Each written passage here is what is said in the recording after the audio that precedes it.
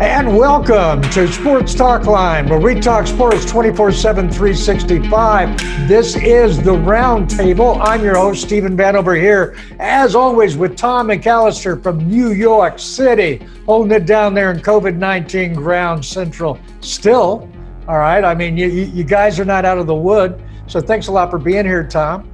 Before we get started, hey, you know the drill.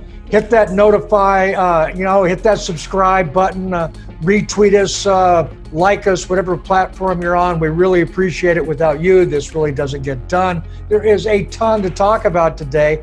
Let's jump right to it. And first up, Tom, I'll let you kick it off. It has to do with The Rock. What did he do, man? He doesn't do things small, does he? No, well, I think we finally got the answer to the question, do you smell what The Rock is cooking? Because The Rock purchased the XFL out of bankruptcy, him and some of his venture capital partners, for $15 million. This is something where a lot of people thought the XFL was going to die out. The Rock comes in and he's able to purchase this XFL. Now, you need to know The Rock's history to better understand, and there's two key parts of his history. The first part, The Rock was a college football player at the University of Miami. He was a Division I scholarship athlete. I believe he had a sack against Charlie Ward. And I believe he lost his starting spot to Ray Lewis. So if you're going to lose your starting spot to anyone, that's a pretty understandable loss to go to. So that's one relationship. The Rock loves football. He's grown up with it. It's helped him get to where he's been today. The second relationship, who used to own the XFL, but Vince McMahon. Vince McMahon and The Rock have had a partnership for almost 20 plus years. Well, a working relationship. Yes, a working relationship, pretty much where The Rock would not be what he is today without Vince McMahon and the WWE pushing him to where he is. Right. So you kind of got to wonder if this was one of the situations where, and also The Rock's father and grandfather used to work with the McMahon family. So this kind of isn't and kind of unknown, shocking deal. There is a strong relationship there. And this is something where if you're The Rock, you can come out and be like, you know what? I think the XFL, the second version, was a lot better than the first. They stuck to football. Right. They improved, I think, the presentation of the game. They made some innovations. I think The Rock is kind of like, listen, let's give this opportunity to people, these fringe NFL players, where they still get to chase their dream. You know, that's kind of. I think there's room for it. I think there's room for it. I really do. They need a developmental league, especially with them taking players younger and younger as they come out. I mean, why not take these guys instead of playing, 2 to 3 years in college for free? Why not move right into a developmental league and get paid for their trouble? I think that's a good point. My counterpoint is when you look at it, the NFL does have the 3-year rule, where you got to wait till 3 years after graduation. The NBA, you got to wait till you're 19, or you can jump to the G League a year early. Right. But you have to compare. Okay. Compare the elite high school basketball player. A few of them can go right to the pros and not skip a beat. The elite high school football player, that growing curve might be massive. Oh, it is massive. I mean, there's only been a few that have successfully done it. What was it, Randy White or something like that? I mean, it's very few and far in between because of the maturity aspect. I totally get it. But again, it's an individual thing. This is America, et cetera. So, I mean, it's something that's always looked at.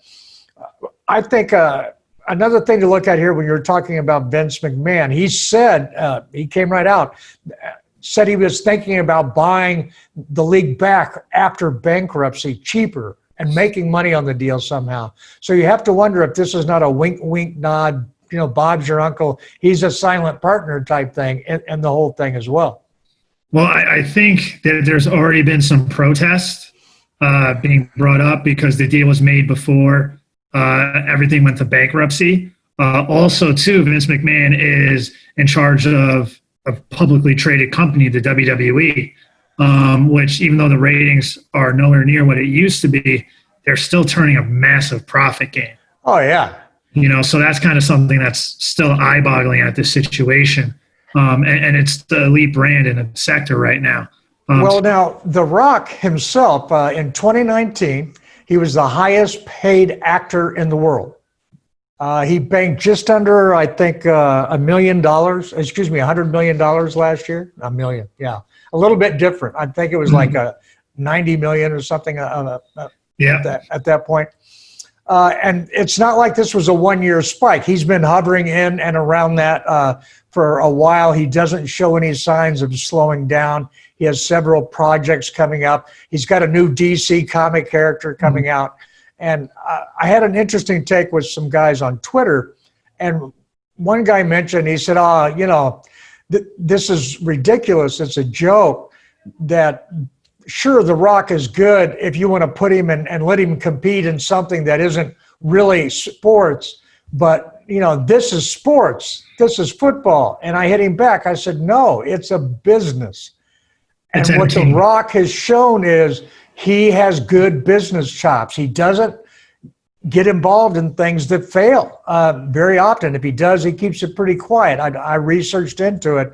And so far, anything he's been touching in the last 10 years has just been turning to gold. Yeah, I think The Rock is not someone who's going to put his name on everything out there. No. It's also, too, for him, if you're able to develop and get in on the ground floor and are able to make something maybe comparable to the G League. But now let me ask you for football, but let me ask you this question, because there are certain positions where people aren't going to get playing time, right? Let's look at quarterback. Let's say you have a situation with Cincinnati where, you know what? We draft Joe Burrow. We're not sure if he's ready for the NFL week 1. How about we keep Andy Dalton for a year and we send Joe Burrow to the XFL? Do you see that situation occurring? Because then you have to set it up almost like Major League Baseball is set up, where you would have every professional team would have an XFL team. I'm not sure if there's that much talent lying around. Well, or have access to, okay? You could have X amount of your players on a team. It wouldn't have to be you have all the entire team. You could just say, hey, I'm going to send them down to the league, not to a specific team. Maybe what you could do is, let's have where they see game action, but it's not the full 60 minutes. It could be maybe like 10 minutes running clock to the last 2 minutes or something, just so like they're getting reps and it's more comparable competition than college. I think that'll also depend on how close it becomes to the college game. To the pro game. One of the things that is being bandied about, being talked about, is making sure that the rules favor a college-type approach, just so that they can get quarterbacks that can actually play the game. I think that too. And you got to wonder too, if you're The Rock and if you're whoever running the XFL. I remember Andrew Luck's father was the commissioner, but I don't think he's the commissioner anymore, as he's suing Vince McMahon right now. But other than that, but you got to wonder too, if you're getting all these people where be like, know what? If you're the XFL, we'll have a shorter season. So maybe guys who don't want to have the 16-game grind, because a lot of people, there's some NFL players that are upset at the NFL ownership and NFL commissioner. Oh, yeah. This is the only way to make money. Be like, hey, maybe if there was an alternative. Yeah, but the money's going to be hugely different, okay? I mean, the Rock is going to still be looking at the XFL based upon the business model kind of that Vince is putting forward, and that's really, really structuring and controlling your cost factors. And it has to be that way because of the cost of putting on a football game is not a small endeavor, especially if you want to broadcast it. Yeah. So it's going to be interesting. If anybody has the chops and can pull it off, it's him and the venture capitalists that he trusts. These are people he's worked with to help produce big-time movies, et cetera, and to do business with them, but nothing this big. I would say the key thing will be, do they have the TV contracts? Oh, that's always the gig. But, when you have somebody like The Rock that's going to be a spokesperson for the league, this and that. He's a draw unto himself. Yes. How involved is he going to be? Is he just going to be an owner and sit back, or is he going to get out front and try to be a front man for this? Because then that brings attention. I definitely see it's also too, depending on how much money The Rock is actually putting in. If this is your investment, you want it to succeed, and he's going to go out there and make sure as many people know about it as possible and have crossovers and everything like that. So yeah, exactly. Is it his money or his name that he put in? Okay. I think, The Rock is someone who I would want to say it's his money and he's going to try to make this successful. Because I don't think The Rock doesn't. Oh, yeah. The Rock doesn't know half speed. Exactly. He made his own money. I agree. It's going to be exciting. If nothing else, it's going to be something that we're going to be paying attention to, because there is real sports news happening. And with that, we actually have football teams showing up. There's NBA games going on, baseball games kind of going on. All right, but we're not going to go down that rabbit hole right now. But with the NFL possibly playing this year, that's still up in the air.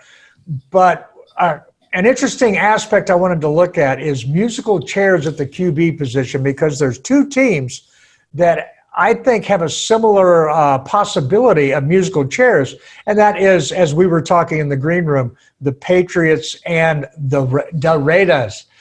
For different reasons. With the Patriots, it's going to be because of QB health. Is Cam Newton healthy? If he's healthy and can stay healthy, then he's the starting QB, right? Well, I would say the story with New England is whoever is the quarterback is replacing a legend. Tom Brady pretty much has been the starting quarterback, except since pretty much the 2002 season. To put it in context, George Bush was president of the United States and Barack Obama was a junior senator from Illinois. So that's just putting it out there to be like, that's the biggest change going on there. And you're always answering the question, all right, who's going to replace Tom Brady? The Cam Newton signing, I think that caught everyone's attention, being like, your eyes are drawn. This is the model NFL franchise, whether they cheat or not.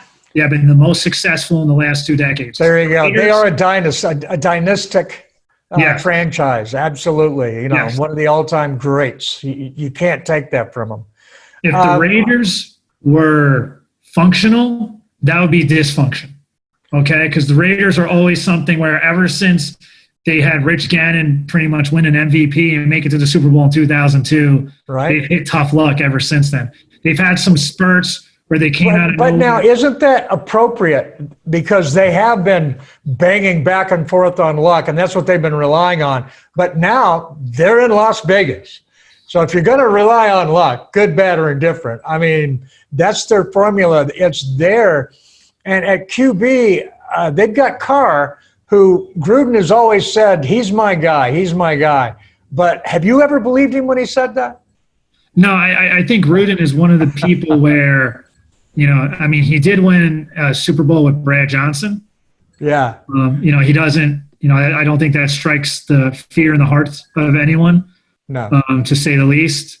And it's kind of something like, Gruden likes to mix things up. He made some bold moves when he came in. They traded Khalil Mack. They traded Amari Cooper. And they went on and had fantastic seasons elsewhere their first year. The second year, they kind of came a little bit down to earth. And then all of a sudden, the Raiders. So we got to see. Gruden looks like a mad scientist right now. He doesn't look like one. He is one, okay? He got the GM to do just that, and he's turned him loose, and the two of them are going back and forth, really trying to turn over that culture in that locker room. He wants his guys that have some loyalty to him, and that's why Mac went. That's why Coop went. They weren't his guys, and he's like, okay, look, I know you're talented, but bye. And that's his thing. With that in mind, I think Carr is on thin ice. Yeah, I definitely think so too. He's someone to with any quarterback, if you look up at the front office and there is a new front office in place, you're probably the first person that's going to go. Because unless you're a winner, And Carr has been good, but not a winner. He had one good year. One good year, man. That was it. And it was a hell of a year. But, I mean, Mariota, here's a guy that has all the talent in the world and just hasn't been able to put it together for a full season. Health has been an issue. But he does have an arm. He's got speed. He's big. He seems to be a team guy. I see him fitting in very well with Reda football. Do you? Well, I think this could also be a move by Gruden to see if this lights a fire under Carr. Yeah. Or it's like, this is your motivation. Like, listen, if you screw up, we got a replacement all ready to go. I mean, Mariota would probably be cheaper than Derek Carr. Mariota would be on a prove-it deal. And it's also, too, if you're the Raiders, you're in the AFC West, and the Kansas City Chiefs locked up Patrick Mahomes for the next decade. Well, how many times are you going to have to watch Carr turn the ball over at the 1 yard line as he's running for the goal line and sticks the ball out and have somebody whack it out of his hands? I mean, he's had it happen like, 3 times now? And Carr's I mean, being a New York Giant fan, we never had a quarterback who had turnover problems. Never. Okay, No. Good point. All right. That's really frustrating, that type of play for any coach. And you can get away with it if you're also coming up with big wins, which you understand more so than most, guys. With Eli Manning, that's what he did for years. I mean, you would just shake your head, but it's like, okay, he's going to come back and win, so it's all right. And he would. Well, I think, too, those like turnovers at the 1 yard line, those can turn a 10-6 season to a 6-10 season. Because there are a lot of teams what separates, mediocrity to excellence is, how you do in the red zone, plus minus. If you're plus 15 or 20 in turnovers and you're scoring at an 80% clip in the red zone opportunities, it doesn't matter about anything else. You're probably going to make the playoffs, if not make a deep run. Yep. Good call. Out of those two teams, okay, the Patriots or the Raiders, which one do you think has the bigger chance for the incumbent? And with the Patriots, I'm calling the incumbent being Cam Newton. Okay, I look at him on the depth chart. There's your starter right now. So between him and Carr, which one do you think is the bigger chance of being replaced the soonest? Carr. I definitely see Derek Carr being, because that's, whoever the Patriots put out week 1, that person's probably going to be out week 17. And with no preseason, it's not a matter of somebody going to be able to shine and make the other guy look bad. It's like, now let's go play. Well, it's also, too, if you're the Patriots, Bill Belichick has earned, I guess, the benefit of the doubt. Right. If the Patriots come out 0-3 and he wants to stick with the quarterback, he's going to stick with the quarterback. Yeah, true enough. All right, well, look, let's wrap this up. We have to talk a little COVID here. I mean, it seems every week, but not much. But you're hearing some rumblings here, and there have been in college whole sections, divisions, et cetera, that are opting out. And now we're hearing the Pac-12 might be one of them, right?